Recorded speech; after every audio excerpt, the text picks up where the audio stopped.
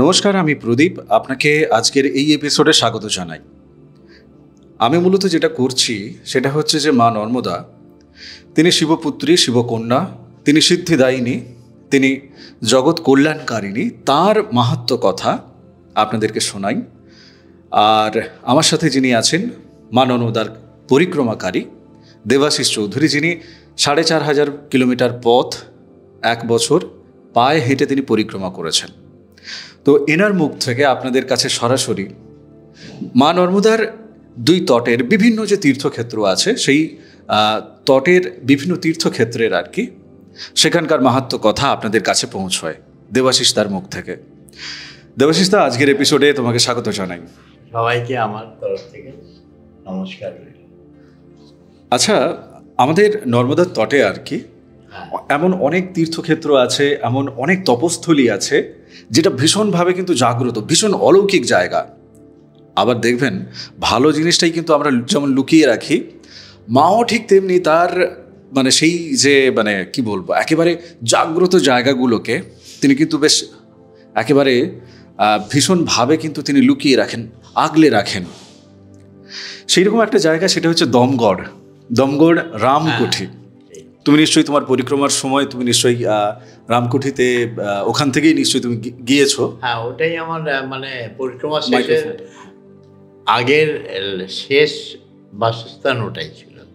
ওখান থেকে নেক্সট ডেতে আমি অমরকণ্টক পৌঁছে যাই। একদম তাই। কেউ যদি গাড়ি নিয়ে যদি দমগড় যায় রামকুঠিতে যায়, তাহলে তাকে একটু উল্টো দিক থেকে ঘুরে যেতে হবে। সেক্ষেত্রে রাস্তা মোটামুটি 22 কিলোমিটারের মতো হয়ে যাবে।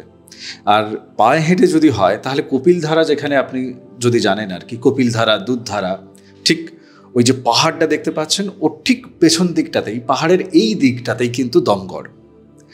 ওখানে রাত্রিবেলা তুমি থেকেছিলে? হ্যাঁ, ওখানে রাত্রিবেলা ছিল। একটু বলো ওখানে রাত্রিকালীন যে অভিজ্ঞতা বলতে, ধরো আগের দিন তো আমি যেখানে ছিলাম, অ্যাকচুয়ালি আগের দিন কোনো থাকার জায়গা পাইনি। আমি রাস্তা দিয়ে হাঁটছিলাম, হাঁটতে হাঁটতে ভেবেছিলাম একজন আমার দোকানদার বললো যে একটা সামনে স্কুল আছে, ওই স্কুলে গিয়ে থাকো বারান্দাতে। আচ্ছা। আর আমি একা, তো ন্যাচারালি আমি আস্তে আস্তে এগিয়ে যাচ্ছি। হঠাৎ একটা বাড়ির থেকে আমায় ডেকে বললো, কোথায় যাচ্ছেন? না বললাম যে তখন সন্ধে হবে একদম সন্ধ্যের মুখে। তাহলে ওই সামনে স্কুল আছে বলছে, 2 কিলোমিটারের মধ্যে, ওই স্কুলে গিয়ে থাকবো। বললো না ওই জায়গায় যাবেন না। কেন? তুমি তো দেখেছো ওই জায়গাগুলো জঙ্গল জায়গা, বিশাল জঙ্গল, পাহাড় চারদিকে। তো বললো যাবেন না, আপনি রাত্রিবেলা আমাদের বাড়িতে থেকে যান। তো রাত্রিবেলা ওনাদের বাড়িতে ছিলাম। সবই মায়ের খেলা। হ্যাঁ, তো কিরকম মানুষ দেখলে এখন ভাবলেও অবাক লাগে যে তাদের বারান্দাতে আমায় শুতে দিল, আমি শুয়েছি, বাড়ির 2টো বাচ্চাও শুয়েছে ওখানে, ওদের ঠাকুমাও শুয়েছে ওখানে, আবার টিভিও লাগানো আছে ওখানে। আর রাত্রিবেলা, যেহেতু আমি বাঙালি, ওখানে ভাতই চলে বেশি, অ্যাকচুয়ালি ভাত খেতে দিল রাত্রিবেলা। পরদিন সকালবেলা ওখান থেকে যখন রওনা হলাম, ধরো আমি 7টার মধ্যে বেরিয়ে পড়েছিলাম সকালবেলা।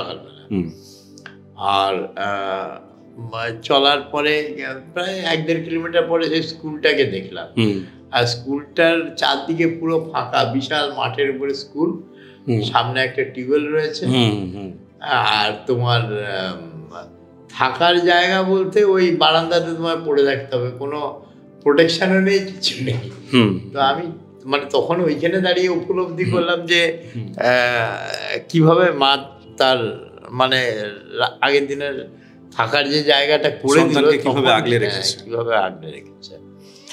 তো তারপরে ওই স্কুল পার হয়ে ধরো 1.5 কিলোমিটার যাওয়ার পরেই জঙ্গলের মধ্যে ঢুকতে হলো। বিশাল জঙ্গল, ওটা বিশাল ডেন্স জঙ্গল, কিন্তু বিশাল জঙ্গল ওটা। তো ওখানে গাড়ি যায়, তুমি গাড়ি নিয়ে গেছিলে? গাড়ি যায়, আমি সেই ঘটনায় আসবো। তো যাই হোক, আমি ওই ভেতর দিয়ে সরু পথ দিয়ে হাঁটার একটা আলাদা পথ আছে। হ্যাঁ, তো ওই পথ দিয়ে একটু শর্টকাট হয়। হ্যাঁ, তো ওইটা দিয়ে আমি গেলাম। গিয়ে যে গ্রামে পড়লাম, সেই গ্রামে বললো আপনি আরেকটু এগিয়ে যান। গ্রামটা বেশ বড়, দমগড়ের গ্রামটা বেশ বড়, প্রায় 3-4 কিলোমিটার তো হবেই। তো ওরা বললো যে আপনি আরেকটু এগিয়ে যান, একদম লাস্ট যে বাড়িটা, তারপরেই রামকুঠি পাবেন। তা আমি ধরো 2:30 নাগাদ গিয়ে রামকুটির কাছাকাছি পৌঁছে গেছি, মানে সেই শেষ বাড়িটাই পৌঁছেছি। অনেক সৌভাগ্য। হ্যাঁ, তখন বেলা 2:30 বাজে।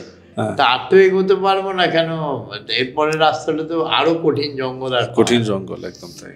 আর তখন একটা ওই যে লাস্টে বাড়িটা, ওরই একটা ছোট দোকান আছে, ওর দোকানে বসে আছে। আর সারাদিন কিচ্ছু খাওয়া হয়নি অ্যাকচুয়ালি, কিছু পাওয়ারও জায়গা নেই ওখানে। ওই দোকানদারের কাছ থেকে প্যাকেটের মুড়ি কিনে মুড়ি খাচ্ছি, এর মধ্যে আরো 2-3 জন চলে এলো। আর ওখানে গিয়েই দেখলাম যে ওই রামগড় যে আশ্রমের যে সাধুজি, অল্প বয়সী একটি ছেলে, সেও বসেছিল ওখানে, মানে সে কেউ আসবে তার জন্য ওয়েট করছিল। তো সে বললো, আরে বসুন বসুন। আমরা গল্প টল্প করছি ওখানে। তারপরে বেলা 4টের পরে উনি রাস্তা দেখিয়ে দেখিয়ে নিয়ে গেল। সে রাস্তাও তো ভয়ঙ্কর রাস্তা, মানে তুমি না জানলে পৌঁছানো খুব মুশকিল অ্যাকচুয়ালি ব্যাপার। আমার ক্ষেত্রে যেটা হয়েছিল সেটা হচ্ছে যে,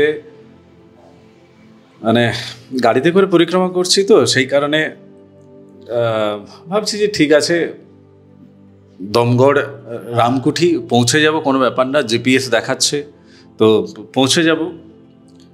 ওই যে বিশাল যে পাহাড়টা, যেটা ওই পাহাড় থেকে গাড়ি এঁকে মেঁকে নেমেছে। ঠিক, রাস্তা ভালো, নো ডাউট, রাস্তা ভালো, দুর্দান্ত রাস্তা, মানে ওই জায়গায় ওইরকম রাস্তা এক্সপেক্ট করা মুশকিল ব্যাপার। গাড়ি নামার পর ওই যে শেষের যে বাড়িটা, যাদের ওইখানে গোয়াল আছে, একটা গাভী আছে, হ্যাঁ, তারপর তো ঢালু হয়ে ফাঁকা জায়গাটা দেখা যাচ্ছে, আর এদিকে বাঁ দিক থেকে তোমার জঙ্গলের পথটা শুরু হচ্ছে। ওখানে গিয়ে রাস্তা শেষ। এবার ওখানে যখন পৌঁছেছি তখন বাজে রাত্রি তোমার প্রায় 7:40-45 এরকম ব্যাপার, 7:45-8টার দিকে পৌঁছে গেছি ওখানে। মাঝরাত তখন? হ্যাঁ, তখন মাঝরাত। এইবার ওখানে দাঁড়িয়ে এবার গাড়ির লাইটেও দেখতে পাচ্ছি না যে রাস্তার সামনে আদৌ আছে আর নেই, সেটা বুঝতে পারছি না। গাড়ির এর দিকে লাইট জ্বলছে, গাড়ি থেকে নামলাম, নেমে মোবাইলের যে আলোটা সেটা জ্বালিয়ে সামনের দিকে, তো এদিকে গাড়ির আলোতে তো চোখ ধাঁধিয়ে গেছে। তো সামনের দিকে গিয়ে দেখছি যে এরকম নালার মতো কাটা কাটা আছে জায়গাটা, নালার মতো কাটা আছে, কিন্তু দূরে একটা আলো জ্বলছে দেখতে পাচ্ছি। তো নর্মদে হার বলে ডাকছি, তো বলছি ইয়ে রামকুটি হ্যাঁ ক্যা? বিশ্বাস করো প্রায় 20-25 মিনিট কারোর কোনো সাড়া শব্দ কিচ্ছু নেই। তো শেষে তখন মানে বাধ্য হয়ে যে ওই আলোটা এখনো জ্বলছে ওখানে, হ্যাঁ, তার মানে কেউ না কেউ ওখানে আছে, যাব কি করে?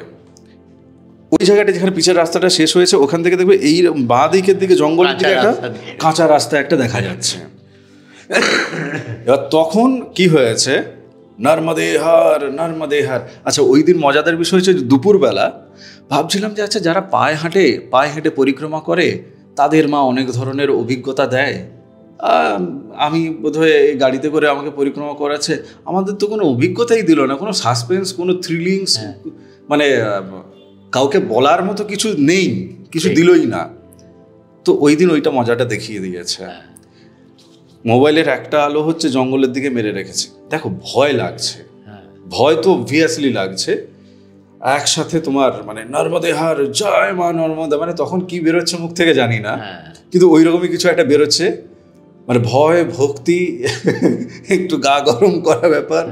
এই নিয়ে শুধু কিছুটা যাওয়ার পর, আচ্ছা, রামকুঠির আগে ওই যে তোমার একটা গাছ আছে, ওই গাছের সারি, তার পাশে একটা চাষের যে জমি আছে। ভাগ্যক্রমে আমি জানি না তুমি যখন গেছিল ওইটা বেড়া দিয়ে ঘেরা ছিল কিনা। বেড়া দিয়ে ঘেরা ছিল। ওইটা যখন বেড়া দিয়ে ঘেরা আছে, আমি তখন বুঝেছি এটা বেড়া দিয়ে যখন ঘেরা আছে তাহলে বেড়ার পাশ দিয়েই যেতে হবে, কেননা রাস্তার পাশে লোকে বেড়া দেবে, জঙ্গলের মধ্যে দুমদাম করে হঠাৎ লোকে কিসের জন্য বেড়া দেবে? আর ওই বেড়াটা এমন কোনো শক্তপোক্ত নয় যে মনের পশু এলে ওই বেড়া টপকে তারা যেতে পারবে না, এমন কোনো ব্যাপার না। এমনি পাতি গাছ লাগানো আছে, সেগুলো দিয়ে একটু একটু সবুজের ছোঁয়া বেরিয়েছে আর কি।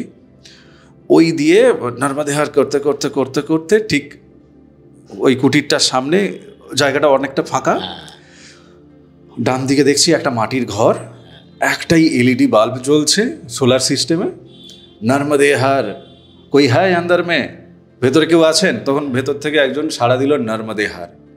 পেটানা পুরো চেহারা তার, ওই তুমি যার কথা বলছো আর কি, কম বয়সী, তো যাই হোক, ওখানে যখন পৌঁছেছি ওই রাত্রিবেলা, তো তারপরে এদিকের দিকে দেখছি মানে তোমার কপিলধারার দিকে যদি মুখ করা যায় আর কি, ওদিকে দেখছি বেশ কিছু আলো জ্বলছে, মানে সিগারেট খেলে বা গাঁজা খেলে বিড়ি খেলে যেরকম আলো জ্বলে আর কি। হ্যাঁ, তো একজনের জব করার শব্দ পাচ্ছি, আর ওই টুপটুপ করে আলো জ্বলছে। তো আমি তখন প্রথমে ভয় পেয়েছি। তারপরে জিজ্ঞেস করলাম যে আচ্ছা কেউ কি আছে নাকি এখানে পরিক্রমাকারী? বলছে হ্যাঁ 4 আদমি হ্যাঁ, ওই গোল ঘরটায় থাকে। হ্যাঁ। এখন ওই ঘরটা কিন্তু তোমার পাকাপোক্ত হচ্ছে। আচ্ছা, আমি যখন গেছি তখন পাকাপোক্তর কাজ চলছে, 1 তলা কমপ্লিট হয়ে গেছে। ওটা অন্য কোনো একটা আশ্রম, তার সেখানকার গুরুজি এসে এখানে ওই ডেভেলপমেন্টটা তিনি করছেন। ওটাই হয় ওখানে পৌঁছানোর পরে 5-7 মিনিটের মধ্যেই চলুন ভোজন করে নেবেন, খাবার খেয়ে নেবেন। তো বিশ্বাস করো মানে ওই যে খাবারটা খাচ্ছি আর কি। আচ্ছা মানে আমরা ওখানে এসেছি পুরো শেষ নাগ থেকে, শেষ ধারা যেটা আছে ওই শেষ ধারার কাছ থেকে পুরো টানা হয়ে ওখানে এসেছি আর কি। তো ওখানে একটা মাত্র রুটি মানে দিতে চেয়েছিল আরো, আমি লজ্জায় নিইনি, কেননা শেষ বেলায় পৌঁছেছি। একটা মাত্র রুটি, বিলিভ মি, সারা রাত খিদে পায়নি। এবং ওই জঙ্গলের মধ্যে সেখানে বিছানা করে যখন শুয়েছি আর কি ওপর দিকে, তার আগেও ওপর দিকে তাকিয়েছি, কিন্তু তখন শুয়ে শুয়ে স্বস্তির নিঃশ্বাস ফেলে দেখছি বড় বড় তারা, মানে পাহাড়ের মাথায় যদি শুয়ে যদি দেখা যায় আর কি, মানে সমতল ভূমি থেকে 4000 ফুট ওপরে যদি চলে যাই আমরা, বড় বড় তারা, হালকা একটা চাঁদের আলো, উফ দুর্দান্ত। আর চারদিকে তোমার গভীর জঙ্গল এবং মানে মায়ের ধারাটা যেটা পাশ থেকে যাচ্ছে, আর আওয়াজ কিলকিল করে শব্দ হচ্ছে। হ্যাঁ, দেখো প্রথমে গিয়ে একটু হয়েছিল, পরে তারপর রাত্রিবেলা উঠে না আমি ওই কুলকুল শব্দ যেদিক থেকে আসছে, তো লাইট মেরে টর্চ নিয়ে ওই টর্চ নিয়ে দেখলাম মায়ের জলধারাটা যাচ্ছে আর কি। তো ওইদিকে তাকিয়ে এমনি বসে আছি আর মাকে ধন্যবাদ জানাচ্ছি। চলো তুমি না এই জায়গাটা মানে যখন দেখো ওই আমাদের তপভূমি নর্মদাতে শৈলেন্দ্রনাথজি ওই জায়গাটা পাস করেছিল যখন, মানে এই যে কিছু সাধুজির দর্শন পেয়েছিল যারা ওই সংখ্যা বিশ দিয়েছিল, আমার মনে হয় ওই সব জায়গায়, আমার তাই মনে দুর্দান্ত। ওই দেখো যে জায়গাগুলোতে কেবলমাত্র পরিক্রমাকারীরা যায় আর বাদবাকি লোক যায় না, তো সেই জায়গায় তো এলোমেলো ফ্রিকোয়েন্সি নেই, এলোমেলো মানুষের যাতায়াত নেই না, তো সেই জায়গা থেকে সেই জায়গাগুলো আলাদা জায়গা হবে। এবং সেটা যারা মানে সাধু মহাত্মা আছেন উচ্চকোটির, যারা সেই পথের আছেন, তারা কিন্তু সেই জায়গাকেই বাছাই করবেন, কেন সেখানে সাধারণ মানুষ আসে না, তাদের আসার মানে ইচ্ছাও জাগে না, এবং মা মনে হয় সেইভাবেই লুকিয়ে রেখেছে জায়গাটাকে, আমার তাই। হ্যাঁ, লুকিয়ে রেখেছে। জীবজন্তু আছে কিন্তু কারো ক্ষতি করে না, মানে জীবজন্তু অত ডেন্স ফরেস্টে জীবজন্তু আছে। ওই জায়গাটাতে সকালবেলা কিন্তু টয়লেট করতে বাইরে যেতে হয়েছে। হ্যাঁ, মানে ভয়ও লাগছে, মানে আমি গেছি আমারই ভয় লেগেছে। না, সকালবেলা অতটা ভয় লাগেনি। না, সকালবেলা আমি যখন গেছি, আমরা তো মানে অন্ধকার থাকতে যেতাম অ্যাকচুয়ালি, তখন মানে গাছের গুঁড়িতে বসছি না সাপের উপরে বসছি, এরকম একটা মানে মনে হতো অ্যাকচুয়ালি। আর টর্চ ছাড়া যাওয়া যায় না। তোমার ওখানে রাত্রিবেলা ধরো মানে রাত্রিবেলার অভিজ্ঞতা বলতে ধরো আমি যখন পৌঁছেছি তখন 2:30 তুমি বললে। হ্যাঁ, 2:30, তারপরে 4টের সময় আমাদের নিয়ে গেল। তা আমরা ওই যে গোল ঘরটা আছে, তখন মাটির ঘর ছিল, তো সেইখানে আমরা বিছানা করলাম যার যার সুবিধা মতো। আর চারদিকে তোমার ওই পলিথিন দিয়ে ঘেরা, অ্যাকচুয়ালি আর কিছু নেই, দরজা ফরজা কিছু নেই, একটা পলিথিনের টাঙানো আছে। আচ্ছা, তুমি ঘেরাটা পেয়েছিলে, আমি ঘেরাটা পাইনি। আচ্ছা, তো না শীতের সময় বলে আমার মনে হচ্ছে ঘিরে রেখেছিল। আর সন্ধ্যাবেলা গ্রামের থেকে একটা বাচ্চা ছেলে এলো আর তার বাবা এলো, আর কাঠ তো ওখানে অফুরন্ত, ওই একটা কাঠ জ্বালিয়ে, আর ওই তুমি বললো সোলার লাইট, ওই একটাই সোলার লাইট, ওটা ওই সন্ধ্যেবেলা 2-3 ঘন্টার জন্য জ্বালায়, ওই খাওয়া দাওয়া অবধি, মানে ওটাতেই খাওয়া শেষ, লাইট বন্ধ।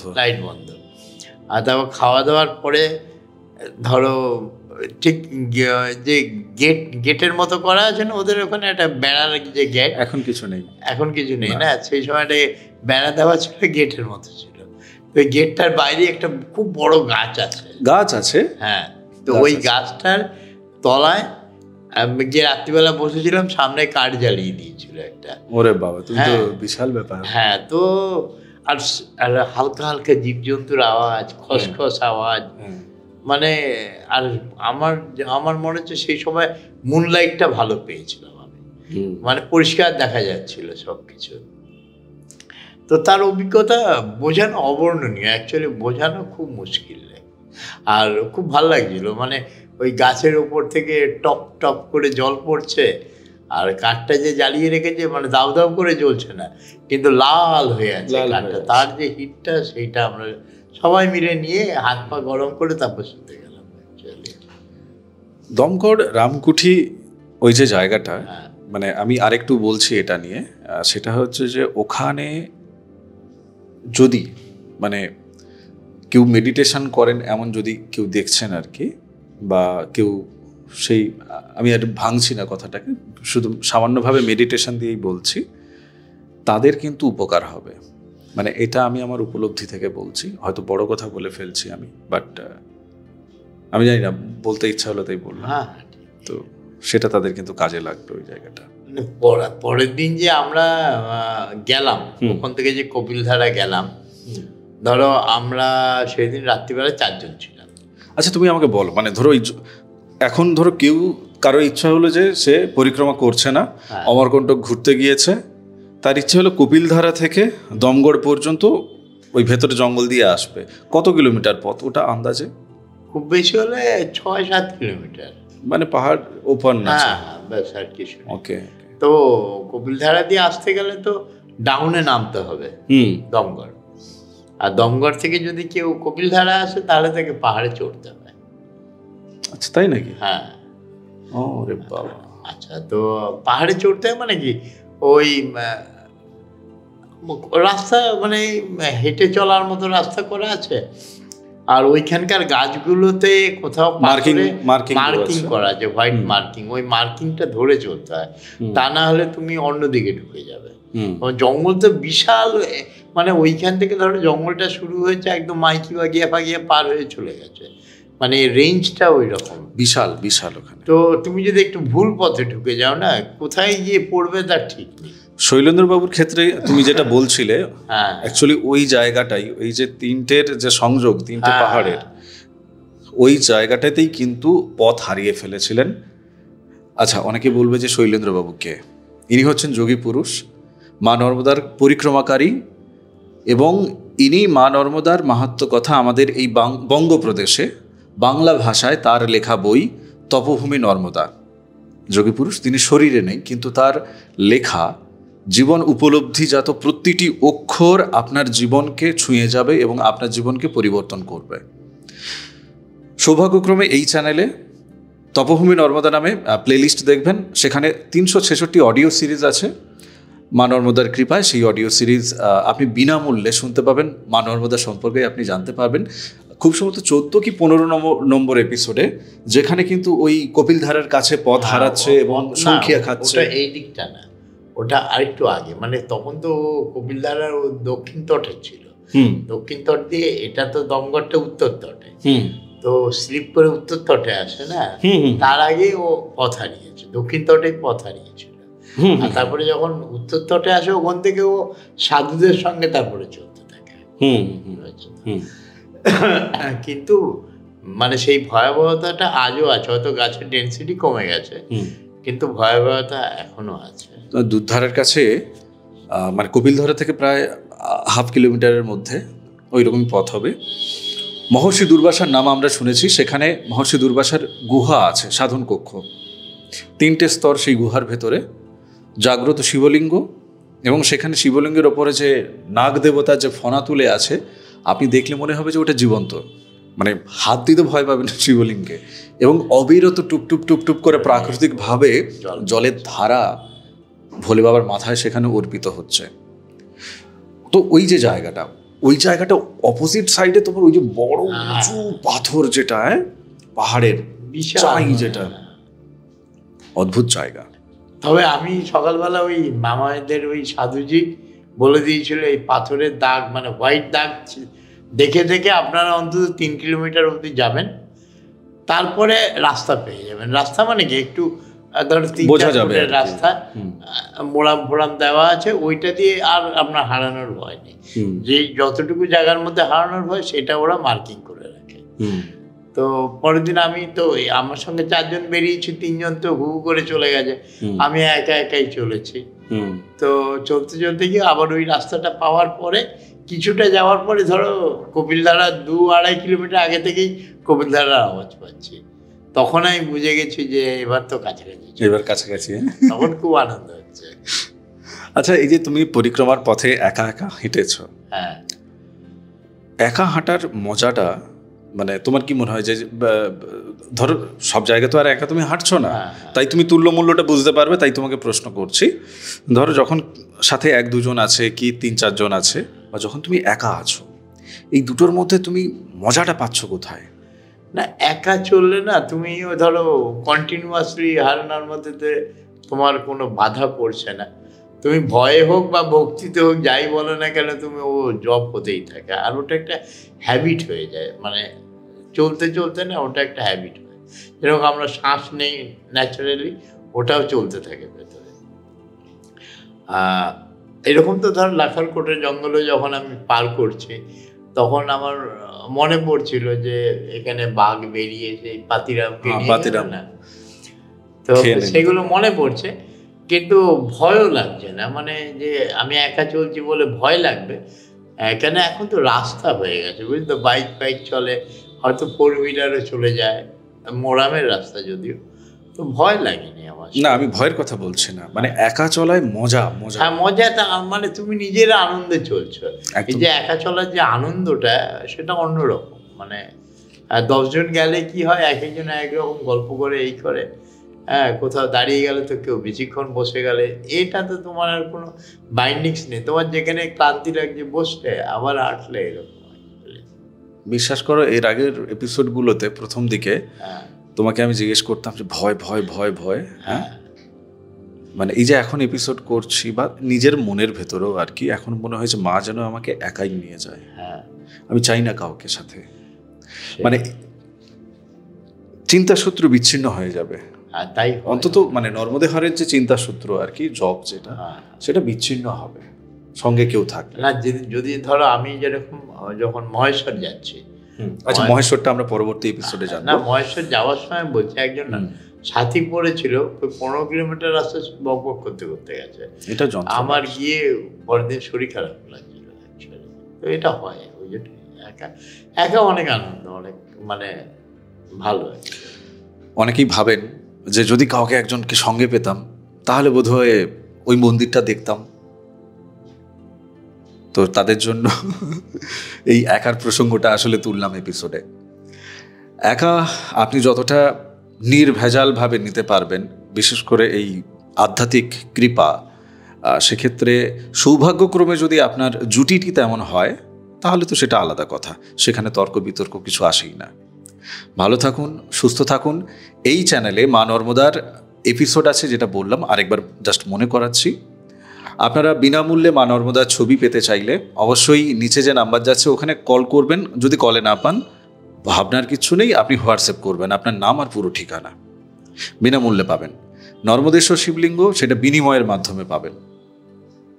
এপিসোড যদি ভালো লেগে থাকে, মায়ের কথা যদি আপনি বাকিদেরকে বলতে চান আর কি, অনেকেই চায় মায়ের কথা বাকিদেরকে জানাতে। তিনি ভাবছেন আমি নিজে তো গুছিয়ে বলতে পারবো না, দেখুন আমরাও খুব এলোমেলো কথা বলছি, তাই না? তো ঠিক আছে, অন্তত আপনি এই এপিসোড বাকিদেরকে শেয়ার করতে পারেন। দাদা, তোমাকে অনেক ধন্যবাদ সময় দেওয়ার জন্য। নমস্কার সমস্ত শ্রোতা বন্ধুদের। আগামী এপিসোডে দেখা হচ্ছে। নর্মদে হর। নর্মদে হর।